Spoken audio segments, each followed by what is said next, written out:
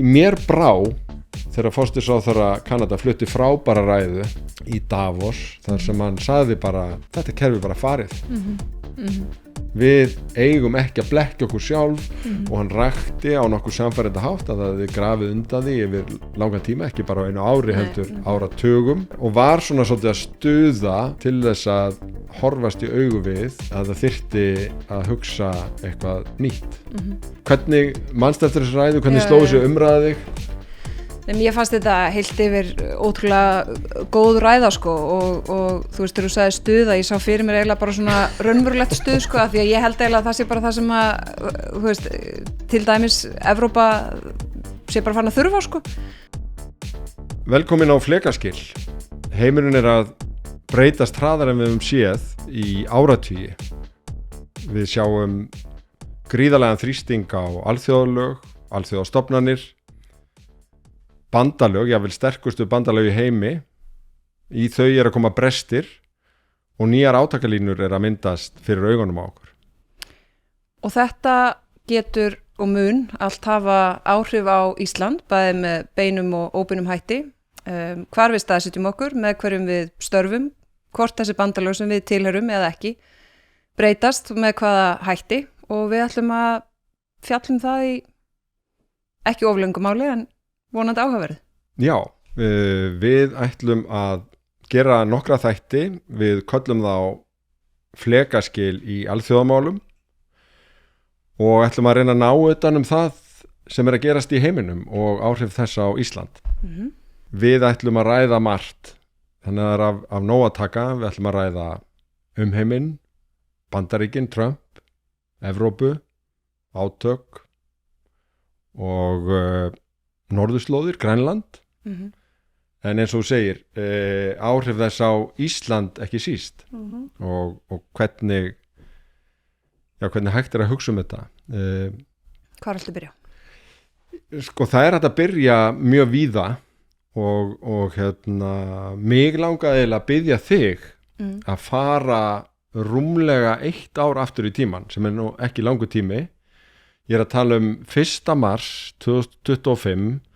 þú ert búin að vera ráðherra í 7 ár, þú ert eiginlega kveðja flokkinn þinn sem varaformaður, þakka fyrir þig á landsfundi, kannski dálítið skrítið að ég sé einhvern veginn að tala einhverja landsfundaræði í Sjálfstæðisflokknum, en mér fannst hún merkilega mjög mörgu leyti. Fyrsta lagi var hún bara persónulegri heldur en maður sér frá stjórnmálamönnum yfirleitt, sem sagði strax eitthvað. Hún var auðvitað merkilega að þú vitnaðir í Lenín. Ég er ekki viss að það hafi verið mikið gert á landsfundi Sjálfstæðisflokksins. Aldrei. Nei. Vitnaðir í Bjarna Heitinn Benediktsson. En það var eitthvað svona mjög dramatískur, alvörugefinn tónn, svona undirliggjandi tónn sem ég held að hafi náð til allra sem hlustuðu og í henni, að því ég með hana útprentaði orð fyrir orð, þá er þessi setning tími alvörunar runnin upp. Hvaða reynslu og tilfinningum varst að skila þarna? Sko þetta var auðvitað mjög sérstakur dagur bara fyrir mig og ég lagði mikla vinnu í þessa ræðu og eins og þú segir þá var hún persónleg og hún var persónlegri hjá mér heldur en fyrri varaformans framboðsræður. En ég ákvað að segja bara nákvæmlega það sem að mig langaði að segja og mér fannst ég þurfa að segja. Ég hugsaði mikið að ég vildi að þessi ræða myndi eldast ágætlega, þú veist, auðvitað í bara á óvissu tímum, þú veist að segja hluti og svo veistu ekkert hver staðan verður eftir hálft ár eða ár eða 3 en svona bara stöðu mat og mér leið ótrúlega vel þegar ég flutt hana því að hún kom raunverulega svona alveg frá hjartanu, þú veist, ég var hún var einlæg, þú veist, og ég hugsaði mjög lengi held ég bara alla kafla í ræðinu, sko. Og tími alvörunar runnin upp, þú veist, ég hef þetta svona reynt að koma því áleiðis í raun allt frá því að Rússar ráðast inn í Úkraínu með allsherjar innrás í febrúar 2022 og var að reyna að setja svona bara í samhengi, þú veist, og mér fannst svo áhugavert og ég vitna þarna í Bjarna Benediktsson því að ég las ræður og rit, þarna 3 bindi fyrir einhverjum árum síðan og mér fannst svo áhugavert að lesa ræður og greinar frá honum frá þetta löngum tíma og mér leið bara einhvern veginn eins og sagan, þú veist, við segjum oft sagan endurtekur sig kannski ekki en hún rímar oft og mér fannst einhvern veginn hálf svona óhugnalegt en samt bara þá mikill ábyrgð hluti sem fylgir því að ég var einhvern veginn að segja hluti með bara eins öðrum orðum heldur en hann hafi verið að segja fyrir öllum þessum áratugum síðan og stundum eins og svona þegar eldri kynslóðar einhvern veginn þegar maður að stundum pínu skrítið þegar maður eiga samtöl við eldri kynslóðir og mér líður svo ég þurfi einhvern veginn að sannfæra þær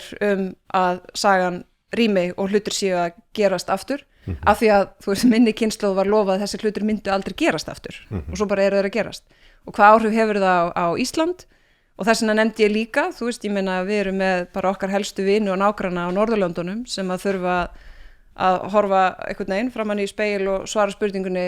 er ég tilbúin að deyja fyrir landið mitt og ég vildi líka minna fólk á það að á Íslandi þurfum við ekki að svara þeirri spurningu þannig að þá er í mínum huga svona minnsta sem við getum gert er að gera okkar, þú veist, að taka afstöðu, að vera með eitthvað framlag, að vera verðugur bandamaður, að taka þessu alvarlega og ég bara held og ég held að við sjáum það nú kannski vonandi flest núna að tími alvöruna sé runnin upp að stjórnmálamenn á næstu misserum munu þurfa að taka ákvarðanir sem að þau langar kannski ekki sérstaklega að taka og við bara verðum í einhverjum aðstæðum sem að mörg okkar hefðu ekkit endilega trúa fyrir bara ekkit svo mörgum árum síðan og það þýðir að þú veist stjórnmálamenn verða standa undir því sko, þú veist tími þægindana er liðinn sko og frelsið kostar, þú veist frelsið hefur kostað okkur ótrúlega lítið í marga áratugi og það bara mun kosta meira núna og þú veist annarkvort njóta allir friðar eða enginn sko og við erum núna einhvern veginn komin inn á okkur svona grátt svæði sem ég hef bara áhyggjur af að verði verra þannig að verði aftur betra Sko samingi sem þú ert að halda þessa ræðu í er landsfundur Sjálfstæðisflokksins, flokkur sem að hvað sem hann má segja þetta hefur verið svona svolítið kjarnin í honum aðildina NATO og sá svona eiginlega það pólitíska mat og svo pólitíski slagur sem var tekin að koma Íslandi inn í Atlantshafsbandalagið þegar að seinni tíma sakfræðirit hafa eiginlega dregið fram að líklega var töluvert meirihluti þjóðarinnar á móti því en það var enga síður út að bara mati á breyttum heimi og stöðunni einhvern veginn svona fórasta Sjálfstæðisflokksins sem að einhvern veginn leggst mjög hart á þá sveif og við hefum kannski seinni þáttum eftir að fara dýpra í þetta og varnarsamningin og þessar hluti en það sem að sko hræðir svolítið við mér var að þú sæir ástæðu til að tala um þessum þunga það að fólk þyrfti að horfast í augu við að heimurinn væri breyttur og það þyrfti að bregðast við á nýjan hátt og þú ert að gera þetta á landsfundi Sjálfstæðisflokksins sem að hvað þú veist hvað fór í gegnum hugðér þú veist af hverju ert að gera það ég get ekki alveg maður getur ekki alveg svaraði sko hvernig ræðu hefði ég flutt hefði ég haldið mig við fyrra plan að bjóða mig fram til formanns þú veist, hefði verið eitthvað sem ég sagði sem ég hef ekki sagt og þú veist, hefði maður svona fundið eitthvað þörf til þess að haki ákveðin box svona, þú veist, sem formanns frambjóðandi og eitthvað svona en mér fannst bara, þú veist, eftir ég var þarna búin að vera, þú veist, fór inn í utanríkisráðuneytið í lok árs 2021, þú veist, ég var að kveðja svona þú veist, var að fara úr forystu hlutverki í Sjálfstæðisflokknum og mér fannst mjög mikilvægt að nota þennan vettvang og þetta góða ræðupúlt til þess að standa þarna sem, þú veist, forystumæður í Sjálfstæðisflokknum á þessum tíma og segja hluti sem að mér fannst mikilvægt að koma áleiðis og eins og þú nefnir, ég meina eitt af því sem að hefur gert mig að stoltum sjálfstæðismanni, þú veist, í 20 ár einmitt þessi saga Sjálfstæðisflokksins svona þessir hotsteinar í í utanríkisstefnu flokksins sem hefur auðvitað verið, þú veist, að meginstefnu til utanríkisstefna landsins og það hugrekki og kjark, þú veist, sem að menn höfðu á þeim tíma sem að var ekkit sjálfgefið og aldeilis ekki, þú veist, óumdeilt en hefur heilt yfir elst mjög vel og þá fannst mér mjög mikilvægt að hérna, landsfundur og landsfundarfulltrúar hugsuðu aðeins, ok, hvaða kröfur gerum við til okkar sjálfra sem leiðandi afl í íslenskum stjórnmálum með þessa sögu á þessum tíma þegar að hlutirnir eru að breytast eins mikið þeir eru að gera. Og ég get alveg sagt, þú veist, ég auðvitað tel mig þekkja flokkinn minn orðið nokkuð vel, sko, og bara mjög vel, úr allskyns, þú veist, áttum og úr allskyns hlutverkum, þú veist, frá því að baka skúfukökur fyrir kosningafundu upp á Skaga fyrir, þú veist, 17 árum yfir í hérna þessi hlutverk undanfarin ár, og ég vissi alveg og ég sagði það líka þarna, þú veist, það voru hlutir sem að ég gerði og tók ákvarðanir sem að, og svona málflutningur sem að ég vissi alveg að er það ekkit auðvelt að ná í gegn, þú veist, hjá hérna Sjálfstæðisflokknum og eins í samfélaginu, en það kom mér mjög ánægilega óvart þessi svona miklu viðbröð sem að ég fekk við ræðunni á fundinum og mér fannst ótrúlega gott að finna það, mér fannst það svona sannfærandi einhvern veginn og mér leið vel að þú veist, þessi hópur og þessi svona púls einhvern veginn í flokknum var móttækilegur og ég held heilt yfir alveg átti sig á þessum þætti, þú veist, þegar kemur að alþjóðamálum og þessum breytingum, en þú veist, það er margt af þessu sem eru, þetta bara mjög óþægilegt og þetta er vesen, þú veist, það væri alveg mörguleiti þægilegra að geta verið að setja eitthvað annað á dagskrá heldur en þetta. Já, þú vitnar hérna í Bjarna Heitin Benediktsson og segir við erum eyja en ekki eyland og það er fásinna að láta sem svo að barátta milli frelsis og kúunar, lýðræðis og áþjónar koma okkur ekki við. Þú tala mikið bandalög í þessari ræðu og við eigum, og tala mikið frelsið og að við eigum bandamenn frelsið. Þú veist, finnst þér það, þú veist, finnst þér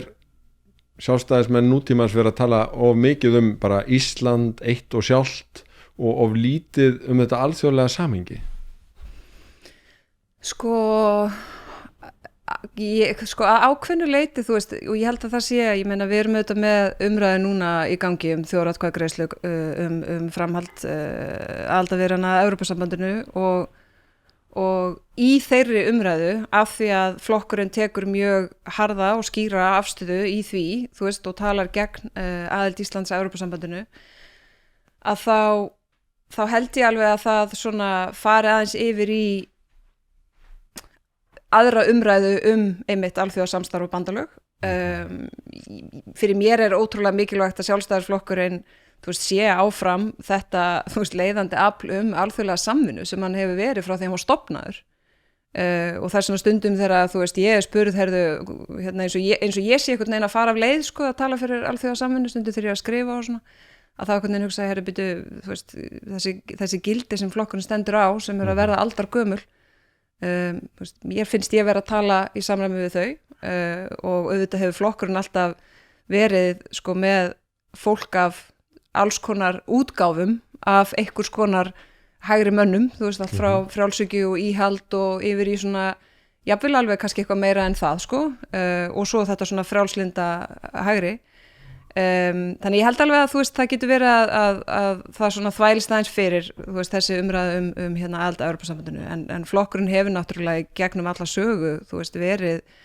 mjög skýr talsmaður vestrænnar samvinnu, alþjóðasamstarfs, þú veist, á sviði viðskiptamála, öryggismála, varnarmála og þetta pólitíska samstarf.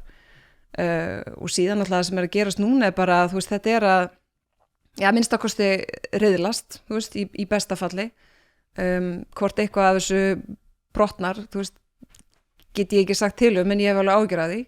Og hvað þýðir það þá fyrir okkur, sko? Ég meina, þú veist, Bandaríkin hafa verið okkar bara nánasti bandamaður frá því að við öðluðumst, sko, fullt sjálfstæði. og í dag erum við með stjórnvöld sem að, eins og ég sagði þarna fyrir ári síðan, eru ekki talsmenn raunverulegs frelsis og hvaða þýðingu hefur það fyrir okkur? Þú veist, bæði okkur hér og síðan bara okkar aðra bandamenn og svona. Og það þú veist, þetta bara mjög vandmeðfarið, en þú veist, við verðum bara að standa undir því og minna okkur á, þú veist, hvað þess virði að passa upp á hérna á Íslandi, með hvað hætti viljum við vinna með öðrum þjóðum sem að deila þessari svona sín og hagsmunum, þú veist, gildum og bara svona hvernig hver og eitt frjáls borgari færi að fara gegnum daginn sinn, sko, og lifa sínu lífi.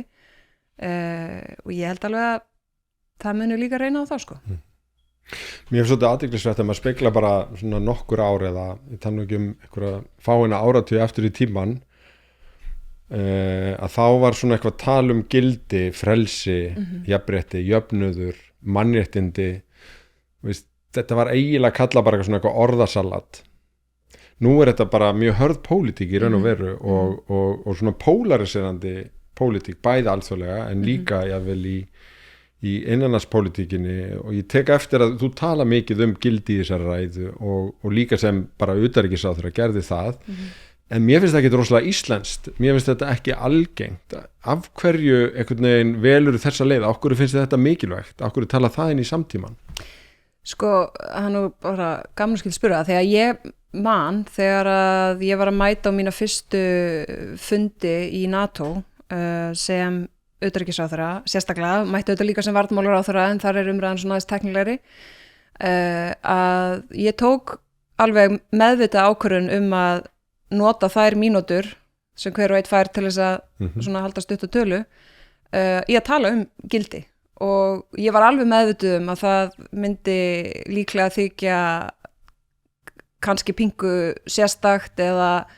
einhvern veginn eitthvað, ekki endilega jákvætt, þú veist, að gera það. Og ég var alveg meðvituð þú veist, já, kemur þarna, þú veist, hún frá Íslandi, þau eru auðvitað ekki með her, þú veist, hún nú ekki gömul þessi, hún kona, eitthvað svona, en það var alveg meðvituð ákvörðun að gera það og svo leið ekkert langur tími þangað til að fleiri og fleiri fóru að gera slíkt sama, ekki að því að ég gera það, heldur vegna þess að, þú veist, hlutinni voru bara breytast svo hratt að ég held bara við höfum þurft að minna okkur á, býtu, af hverju var Atlantshafsbandalagið stofnað yfir höfuð og það var það sem ég var svolítið að minna á, þú veist, við byggum ekki til NATO til að framleiða skriðdreka, við byggum til NATO til þess að standa vörð ákveðin grundvallagildi yfir það svæði sem að næri yfir þau bandalagsríki og það skrifaður stoppsáttmáli til þess að gera það og í versta falli ef allt annað þrýtur að þá eru við með, þú veist, vopn og burði til þess að verja það og ég meina ég held, þú veist, þegar bara ég var að byrja í stjórnmálum, þú veist, þá í grunninn það sem dró mig í það einhvern veginn var að, þú veist, hafa áhrif á leikreglu samfélagsins og einhvern veginn hafa geta haft það að segja hvernig, þú veist, samfélagið þróast og svona, en það var allt rosalega svona, held ég, keyrt áfram af svona einhverju svona innri svona einhverjum kjarna, þú veist, sem að snýst þessi gildi og ég bara hélt að, þú veist, mín ári í stjórnmálum myndu ekki reyna svona mikið á grunninn í því, þú veist, að því við erum ofta að ræða sko hvernig við framkvæmum, þú veist, við ræðum hvernig við rekum menntakerfi eða heilbrigðisþjónustu eða samgöngu, þú veist alltaf í einhverju svona lægi sem sko aðeins frá þessum svona kjarna, þú veist, þetta eru útfærsluatriði og svona. En núna erum við bara, býtu, hvar stöndum við og hverjir eru raunverulega tilbúnir að standa vörð þessi grundvallagildi fyrir hverju og eina frjálsa mannesku og hvað erum við tilbúin að gera til þess að verja það, þú veist, þegar ráðist er að því og á það og mun það mögulega kalla á bara einhverja breytingar sem við sáum ekkert fyrir að við þyrftum að fara í, þú veist. Og þess vegna finnst mér mikilvægt að minna okkur á það og ég veit alveg oft hljómar þetta svona svolítið eins og koma þessar klísjur sko og þess vegna maður ofta að reyna að tengja líka við, þú veist, þetta eru blákaldir hagsmunir Íslands, þú veist, ég meina ég er ekki að hamra á alþjóðalögum og alþjóðlega viðurkenndum landamærum og lögsögu og mannréttindum einhvern veginn, þú veist, bara því að hljóma vel og að því maður reyna að vera almennilega manneskja sko, þetta eru bara blákaldir hagsmunir Íslands að heimurinn sé svona heilt yfir rekin einhvern veginn á þessum gildum og reynum að, þú veist, og við pössum upp á þau, sko. Ég á nýja svona minningu sem tengi bara beint við þetta það vettvangi NATO-þingsins þar sem við eigum bæði sæti og einn af ræðumönnunum þegar við hittum síðast í Brussel var Antonio Costa forseti framkvæmdastjórnar Evrópusambandsins og ég bara stóð sjálfa mig að því að mér fannst veist, ég bara þurfti svo að heyra hann fara yfir þennan vel þekkta grunn Evrópusambandsins, tilgangs þess sem eru þetta sami grunnur og grunnurinn á mannréttinda sáttmálum til við Sameinuðu þjóðanna svo margt sem að í raun gerist eftir seinni heimsstyrjöldina þegar heimurinn á að baki þessa hræðilegu sem við köllum á bjartsýnan hátt síðari heimsstyrjöld og að reyna einhvern veginn að tryggja að þetta og það þurfti ekki að útskýra það bara hvernig tryggjum að þetta gerist ekki aftur og núna var svolítið ógnulegt hvað þetta var orðið sko merkingar þrungið aftur vegna þess að margt af þessu bara einhvern veginn aftur í húfi og ekki sjálfsagt á neitt hátt þó að það sé alls ekki, ég meina vonin ekki dáin í heiminum og það eru gríðalega margir sem eru tilbúin að berjast fyrir frelsi sínu og frelsi annara sem betur fer en það eru líka blikur á lofti og sá kafli í þessar ræðu þannig að við komum aftur að henni sem að vakti mesta þar sem svona bara flaug í fréttum það var þessi setning kæru vinir sem þú segir við fullan fólk landsfundarfulltrúa, ég segi með djúpri sorg í hjarta og ég vildi óska þess að ég þyrfti ekki að segja það núverandi stjórnvöld í Bandaríkjunum eru ekki málsvarar raunverulegs frelsis og þetta var fyrir meir en ári við vitum hvernig það ár hefur verið þannig að sko mér finnst bæði rétt það sem þú vitnaðir í Lenin á þessum fundi að hérna áratugir geti gerst á nokkrum vikum en sko komandi fráfarandi varaforminn Sjálfstæðisflokksins sem fær standandi lóatak mjög langt reyndar segir dálítið mikla sögu því að ég er ekki viss að aðri forystumenn Sjálfstæðisflokksins hafi áður sagt þetta Bandaríkjastjórn sem í öllum skilningi og hefur verið okkar nánasti bandamaður í NATO hvað viltu einhvern veginn segja mér að það er dálítið stór þú ert fráfarandi utanríkisráðherra þú veist einhvern veginn segðu mér bara einhvern veginn hvernig utanríkisráðherra velur orð sín og hvernig þú sem Þórdís Kolbrún Reykfjörð Gylfadóttir velur að segja þetta á landsfundi Já, og þarna líka einmitt sko, ef ég hefði ennþá áfram, þú veist, ef ég hefði á þessum tímapunkti verið utanríkisráðherra lýðveldisins, þá náttúrulega hefði maður þurft að allavega svona berað undir einhvern, að maður alltaf að nota þessi orð núverandi stjórnvöld í Bandaríkjunum. Og ég meni, ég var ekki að segja þessu hluti að gamni mínu og ég áttaði mig algjörlega á að þetta væru stór orð en einmitt kannski þess vegna þá fannst mér bara mjög mikilvægt að segja þau á þessum tímapunkti vegna þess að því miður þá bara fannst mér orðið ljóst þarna í hvað stemdi og ekki gerði ég ráð fyrir síðan hraðanum á því og einhvern veginn þessum uppákomum öllum saman sko og einmitt, þú veist, ég meina ástæðan fyrir enginn hefur sagt þetta áður er að þú veist, í heila mannsæfi hafa Bandaríkin, þú veist, á ólíkum tímum og með ólíka forseta og alls konar hluti og alls konar, þú veist, mistök og eitthvað eins og gengur bara og gerist held ég þegar þú ert einhvern veginn í leiðandi hlutverki hins frjálsa heims að þá höfum við ekki verið með stjórnvöld eins og þessi með þessa sýn á hlutverk Bandaríkjanna, þessa sýn á einmitt þessi grundvallar gildi sem við vorum að tala áðan og þessa sýn á bara hvernig er réttlætanlegt að reka utanríkisstefnu og bara hvernig þú vilt sjá einhvern veginn heiminn þróast sko. Og það er bara því miður, þú veist, þá er þetta bara veruleikinn og hérna þú veist, við verðum að hafa burði til þess að horfa á heiminn eins og hann en ekki eins og við bara myndum vilja hafa hann og það tekur tíma held ég fyrir bara okkur öll sko að melta það hvað þarna gerast og það að sjálfsögðu mikilvægt að þú veist anda ofan í maga og hérna það má vona það besta og við reynum að reikna út okkar hagsmunamat og tryggja okkur og vera bara áfram uppbyggilegir bandamenn og samstarfsaðilar og allt það en bara þú veist ekki leyfa þér að einhvern veginn sjá ekki það sem að gerast sko svo verðum við bara þú veist ég meina í þessu eins og svo mörg öðru þá einhvern veginn þú veist það eru alveg óvissa og ég meina það eru kosningar framundan og allt það en þessi lína finnst mér ekki að hafa elst mig illa sko á þessu ári og því miður ég meina þú veist guð minn góður hvað ég hefði glöð bara í þetta hatt minn sko ef þetta hefði allt einhvern veginn farið í aðra áttir en hérna það bara svolítið og það á ekkert bara við Ísland þú veist auðvitað eru við í svona ákveðni stöðu bara sem bandalagsríki NATO sem ekki með her og með varnarsamningu við Bandaríkin og allt það en ég meina Evrópa þú veist öll með einum öðrum hætti eru auðvitað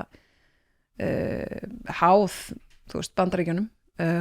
og bara þessu hlutverki sem Bandaríkin hafa verið með í þessu stofnanakerfi því eins og varst að nefna áðan þessar ólíku bandali og ólíku stofnanir þetta í rauninni, þú veist, þetta kemur allt þetta er allt búið til eftir aðra heimsstyrjöld og það, þú veist, bara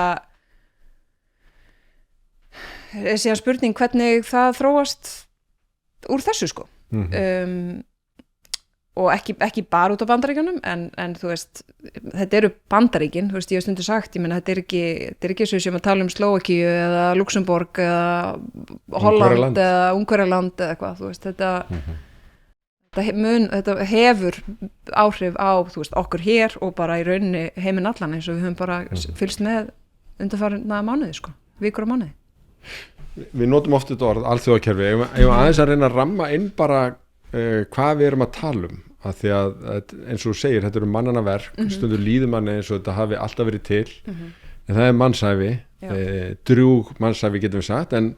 núna er meðalaldur íslenska karla 82 ár, þannig að þetta er nú nokkurn veginn það. Já, og hérna hornsteinarnir eru eiginlega mjög sjaldan nefndir í tengslu við bara átök okkar tíma þessa dagana Sameinuðu þjóðirnar þessi grunnur sem að stoppsáttmáli Sameinuðu þjóðana sem átt að vera í raun rammin utan leikreglur alþjóðakerfisins ekki satt alþjóðalögin og auðvitað þetta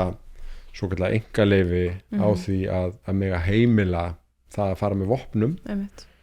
og hérna eina undatenningin átt að vera sjálfsvörn gagnvart ekki bara ógn heldur raunverulegri ógn einhverju sem væri áþreifanlegt og þetta hefur mikið verið rætt í tengslu við alls konar átök en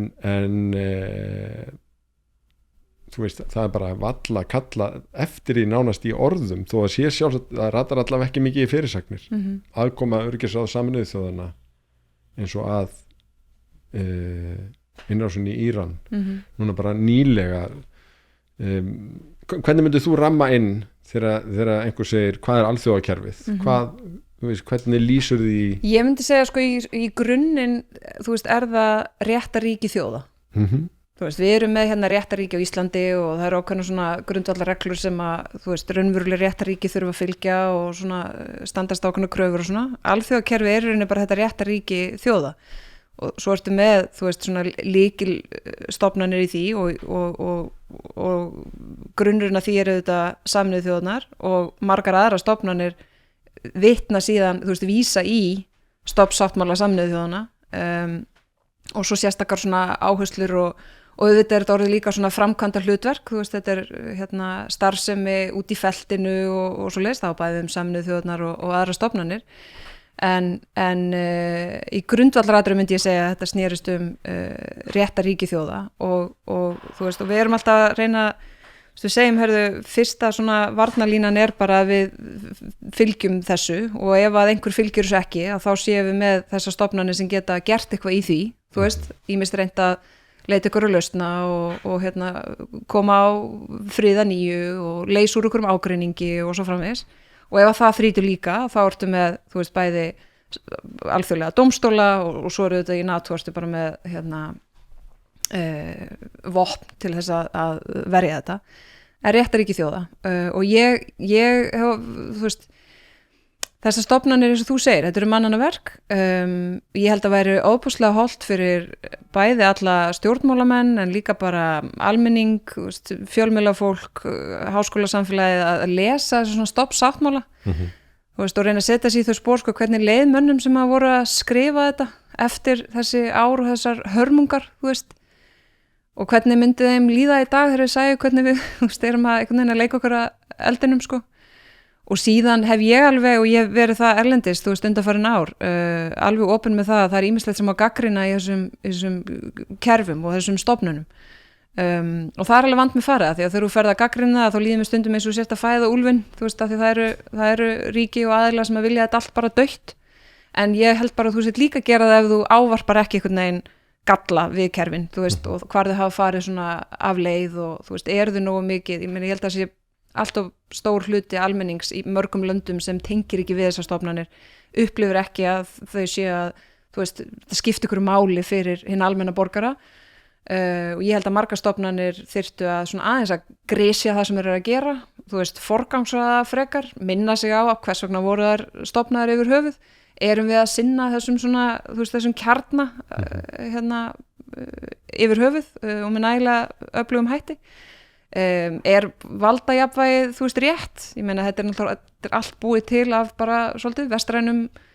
samfélögum. Já, þetta voru svolítið sigurvegara stríðsins sem einhvern veginn lögðu línurnar undir forystu Bandaríkjanna. Það verður ekkit, því verður ekkit neitað og neitunarvaldi í öryggisráðinu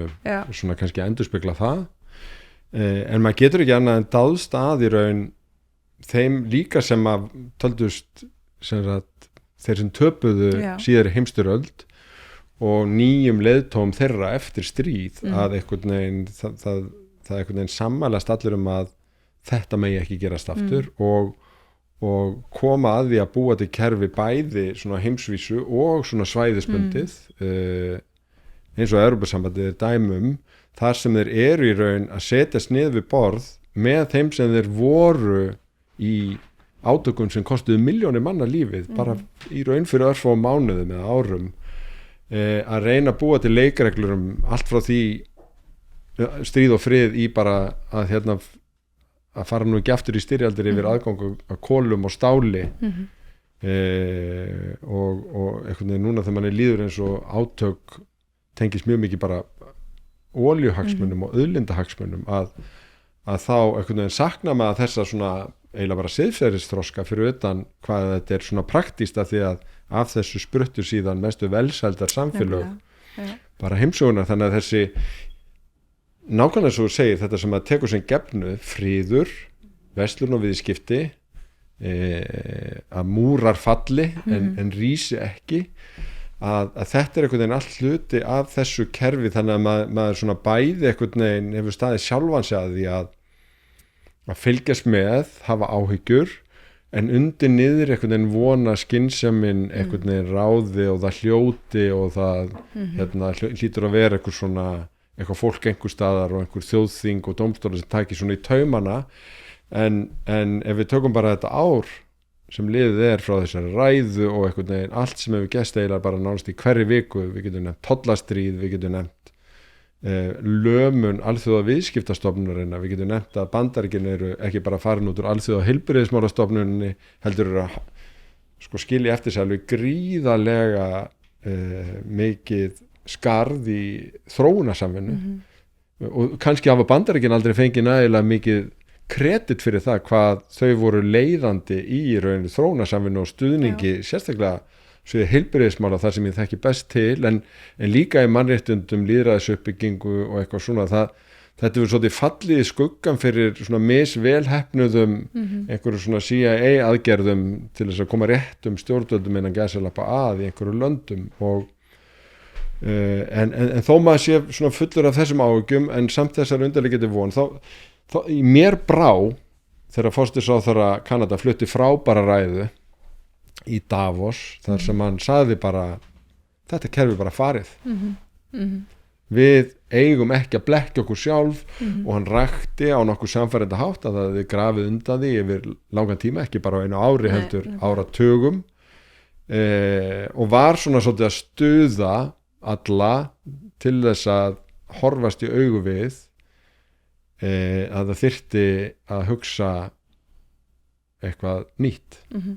og ég vona hann hafi ekki alveg rétt fyrir sér en sko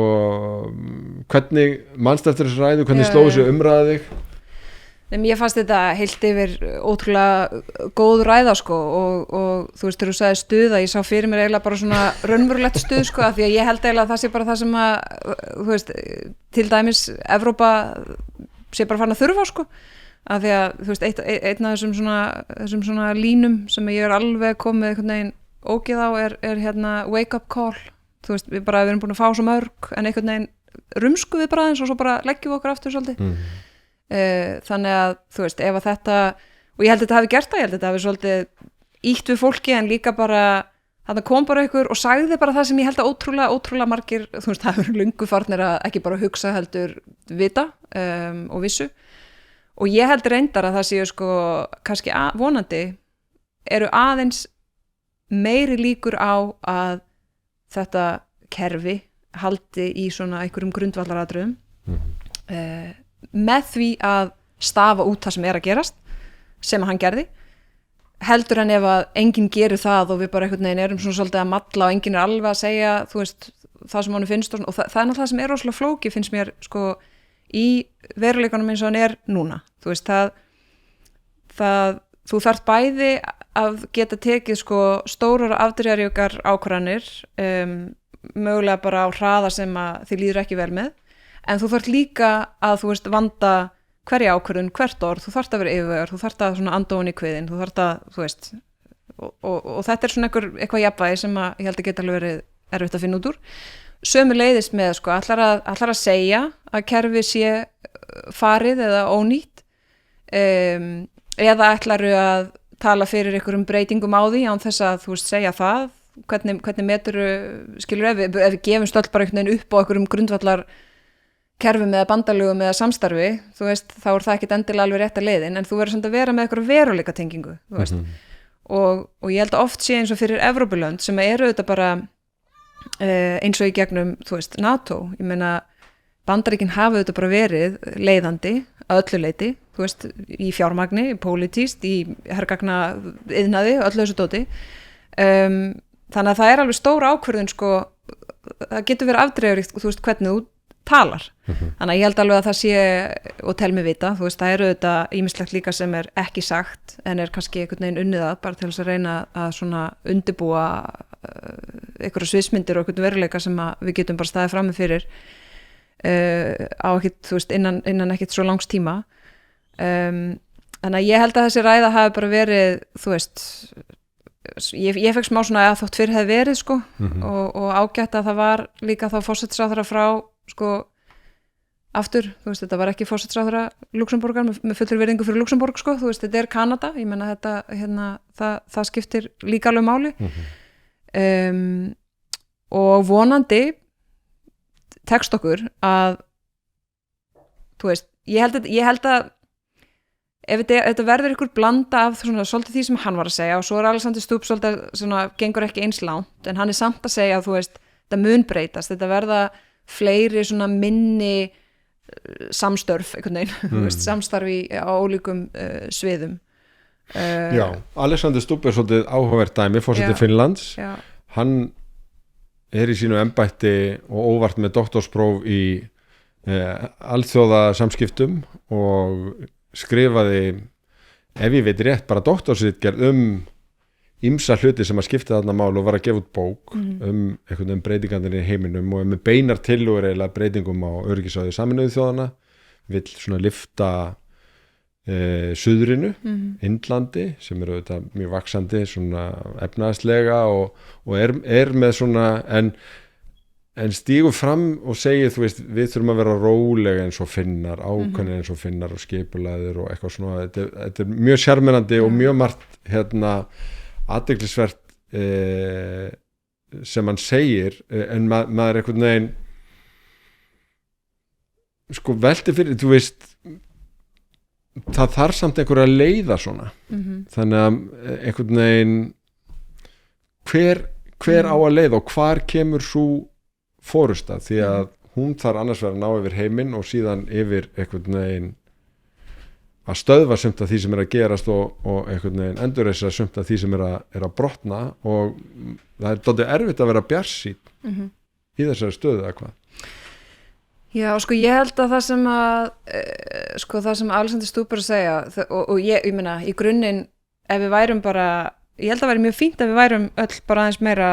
eins og Finnar, en þeir líka hafa innstæðu til að vera yfirvegaðir af því að þeir eru búin að vinna heimaunum sína rosalega vel. Þú veist, þetta er samfélag sem að er með mikinn, þú veist, viðnámsþrótt, samfélagslega traust, ótrúlega skipulagða nálgun á, þú veist, viðbragð ef eitthvað gerist, ekki bara einhvern veginn bara her og svo bara samfélagið, einhvern veginn engri tengingu við það, heldur bara alveg niður í alla kima samfélagsins. Þannig að ef að, til dæmis við tökum bara Evrópu, þú veist, ef að Evrópa öll væri á sama stað og Finnland, þegar kemur að viðnámsþrótti og viðbragði og þú veist, svona getu til að verja sig, þá gætu vel verið tölvöld rólegri en við höfum minnstað til að vera. Þannig að ég held en þegar þú ert að lýsa Finnlandi þá líður með smá eins og þú sett að lýsa einhverju sem er dálítið mikil andstæða við Íslendinga og svona þetta reddast við þorfið. Já, ég held að sko gagnvart okkur hér, þú veist, það sem að við deilum með Finnum og svona Norðurlöndum svona holtabolt er þetta, þú veist, ég meina það er meira samfélagslegt traust í samfélögum Norðurlanda heldur en víðast hvar annars staðar, þannig að ekki með sama hætta alls staðar og þú veist, ég meina alls konar, þú veist, þessi lönd glíma við ýmsar áskoranir og allt það, en þú veist, það er eitt. Fyrir okkur hérna myndi ég alveg segja að þetta reddast viðhorfið kom okkur langt að mörguleiti, en við hefum ótrúlega margt ógert að öðru leiti, og svo í svona þessum, í okkar svona aðlögunarhæfni og viðbragði þegar kemur allir með að hérna náttúrunni, þá erum við alveg freka góð. Mjög góð. Og ef að okkur tækist að yfirfæra þann kúltúr, þú veist, þetta DNA í okkur, almannavarnahugsun, þessa almannavarnahugsun í, þú veist, aðrar varnir, þú veist, bæði bara svona beinar varnir, ég meina, þú veist, hvort það er netöryggi eða fjölþáttaógnir eða bara breyttri heimsmynd eða jafnvel, þú veist, efnahagslega varnir eða bara einhvern veginn þessi svona, þá, þú veist, þannig að við höfum þetta alveg, en það er bara of afmarkað það sem við erum góð í og þess vegna, þú veist, finnst mér mikilvægt að halda því til haga að, þú veist, mér finnst í fyrsta lagi ennþá ómargir í Íslandi sem að halda því fram að við séum hlutlaus þjóð, sem að við höfum ekki verið frá því að við gengum í NATO,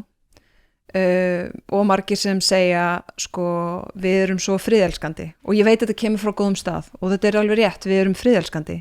en þú veist, við erum ekki meira friðelskandi heldur en fólk sem býr í Tallinn, þú veist, í Íslandi, og þannig að stundum hugsaði, þú veist, er fólk að segja þetta því að við höfum ekki ráðist á neitt, eða er fólk að segja þetta því að það hefur ekki ráðist á okkur? Þú veist, við erum ekki meira friðelskandi heldur en bara annað fólk einhvern veginn, þú veist, í kringum okkur, sko. Og þú veist, það að við séum ekki með her, þú veist, við erum ekki, sko, þó við séum herlaus, þá erum við ekki varnarlaus, það að við séum ekki með her, það þýðir ekki, þú veist, við höfum ekki verið að gort okkur að því að vera ekki með her, við getum verið þakklátt fyrir það, við höfum ekki að gort okkur að því, því að okkar fæling og öryggi felst meðal annars í því og í grundvallaratriðum í því að það eru herir í öðrum löndum sem hafa lofað að færa sömu fórnir fyrir okkur og þau sjálf ef eitthvað gerist. Þú veist, þannig að við erum núna bara komin inn á okkur tíma þar sem við þurfum bara, þú veist, við þurfum bara að vinna okkar heimavinnu, hvort sem að það er, þú veist, almennu viðnámsþróttur, netöryggi, framlög til varnarmála, tryggja að við séum í góðu samstarfi við þá sem að við treystum og séum virkir þáttakendur í þeim bandalögum og samstarfi sem við erum í. Því að þegar kemur þróun alþjóðamála þá Ísland hefur ekkert það að segja hvernig heimurinn þróast sko. Við bara höfum það ekki en við höfum eitthvað það að segja hvar við staðsetjum okkur og við höfum síðan allt það að segja hvernig við vinnum okkar heimavinnu hérna innanlands þar sem við ráðum, þú veist, okkur sjálf og þetta ætlum að fara, þannig að við auglýsum það þetta ætlum að fara ennþá dýpra í þegar við tölum NATO og varnarmálin og hérna Eystrasaltsríkin og hérna fleira mjög áhugavert og spennandi því tengt en mér langaði að sko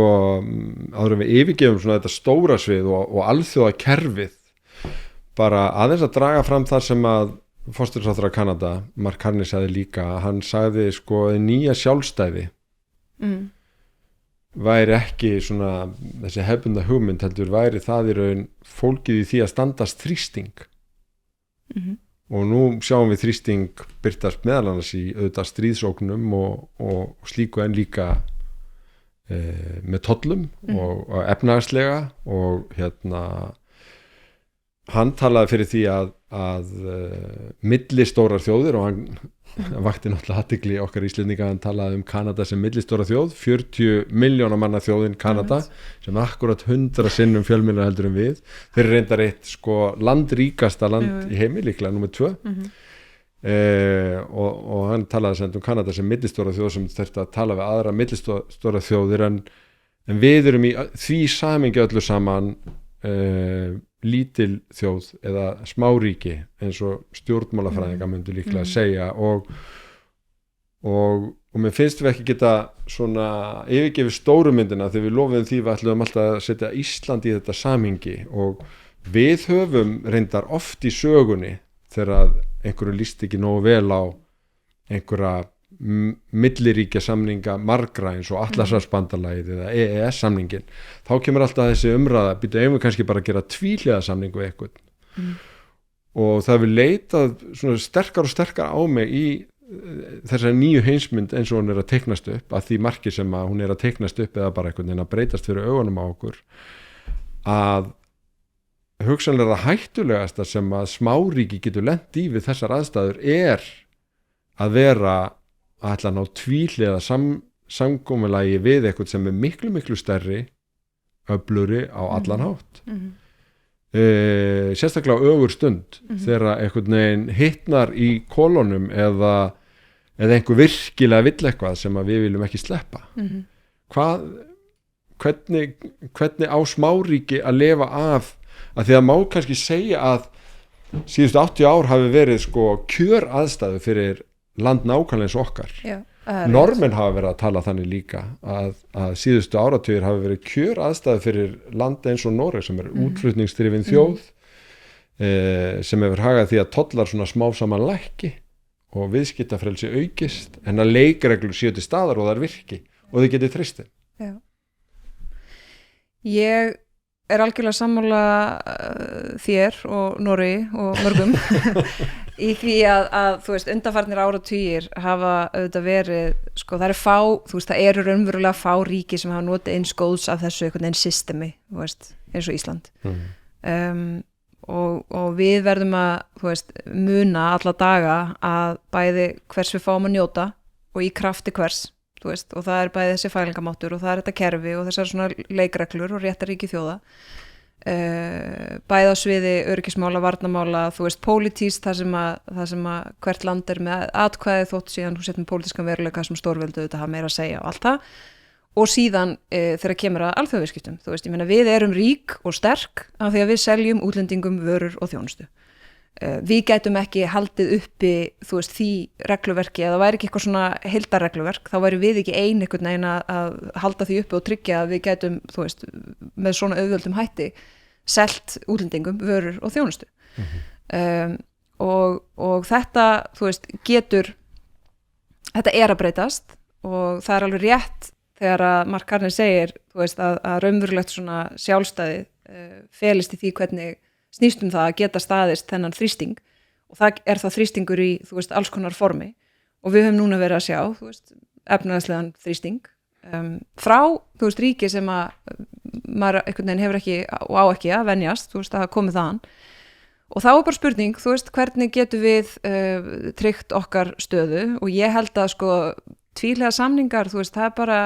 ég tek nú svona varnarsamningin við Bandaríkin alveg út fyrir sviga vegna þess að þar hafa allavega frá því að hann var undirritaður hagsmunir Bandaríkjana bara verið svo augljósir